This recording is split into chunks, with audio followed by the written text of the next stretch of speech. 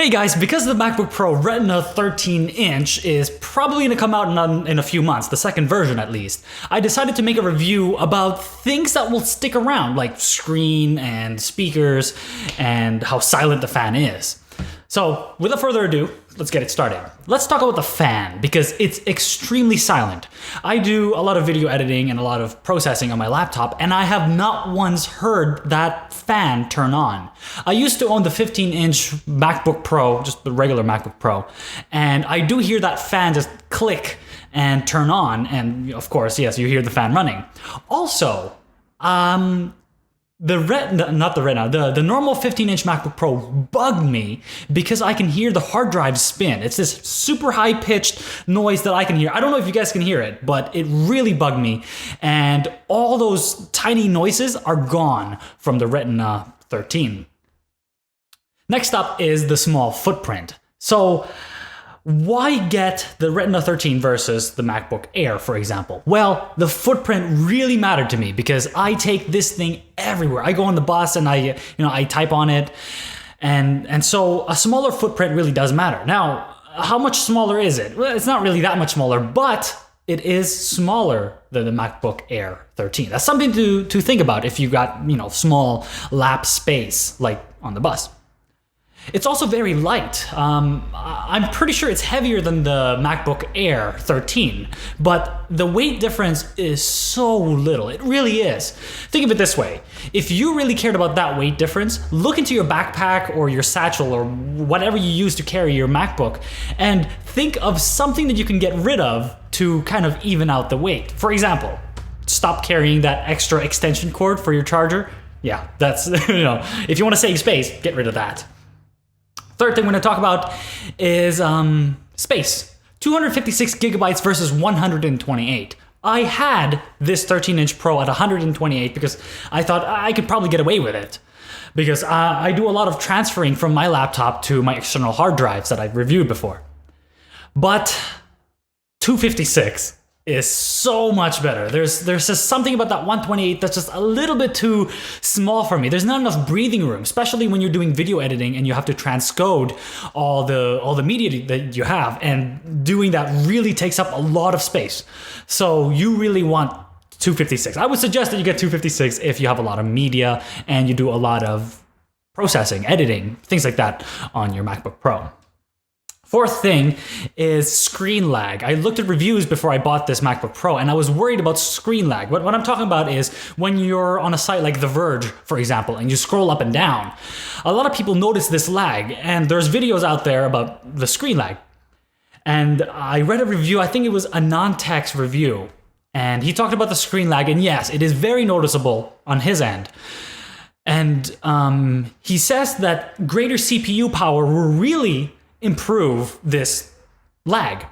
So if you're really bothered by it, check out the higher end MacBook Pro Retina 13 because that has better CPU. On my end though, I don't notice the lag, not at all. Maybe because I don't care. Like right now I'm reading my notes for this video and it's static. And even when I'm reading my school text, I don't scroll continuously. I scroll at one spot and I read the whole page and I scroll to the next spot. So for me, it doesn't matter. I suggest, if you're a little worried about it, I suggest that you go to the Apple Store and actually check it out. Scroll around, things like that. Fifth thing, I think it's number 5. Speakers. Yes, I went from the 15 Pro and the speakers were it was good, but it wasn't this good. I mean, this thing can really, it really beats the 15 Pro. I mean, it's not, it's not speakers from your home theater system good, but it is loud. And yeah, it's definitely noticeable. And sixth thing, seventh, fifth, whatever. I'm losing track. Glare. Yes, the anti-glare on this thing. Oh, by the way, I had the 15 Pro and I had the matte screen on it. And yes, it did dull out some of the colors. But I had an external monitor that's what I use whenever I do color correction in videos and, doing Photoshop and stuff. But when it comes to glare, this thing is pretty good. I mean, you will still see glare. Like right now I'm looking at a reflection of myself on the screen. And that's probably because this sun is pretty bright right now. But it really helps. So if you were bothered by the glare on the normal 13 Pro, it's extremely improved when it comes to the Retina version. And I think the last thing is performance. CPU and GPU, is it really good enough? In my case, it is. Because 90% of the time, I'm not doing any super CPU or GPU intensive stuff like gaming or editing or things like that.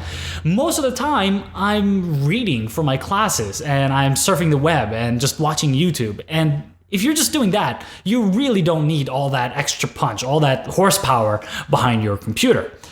Now, it would have been nice to have a discrete GPU on the 13 Pro, because I really miss that discrete GPU on the 15 Pro, especially when you're exporting video in Final Cut. Yeah, so should you wait for Haswell? Because right now what I'm reviewing is the whatever before Haswell. Well, yeah, I think so. I think you should wait. If you plan to buy a MacBook brand new and you're listening to this video right now and it's May something, I suggest you wait. Because Haswell has most likely just a tiny bit better CPU performance, but what really kicks in is that GPU performance, which will really help you when it comes to, well, you know, gaming and editing and things like that. Also, battery life will be much improved. At least, you know, that's what Intel says about their chips. But with that said, battery right now is stellar. It's good right now with the current MacBook Pro Retina 13. So I say wait for the Haswell version unless you're going to get a refurbed MacBook Pro, because if the Haswell version comes out, it'll take a couple months, maybe 3, for the refurb version to actually release in the store. Also, you should wait until you can get that $100 gift card for being a student. And yeah, that's it for me. Thanks a lot, guys, and yes, bye-bye.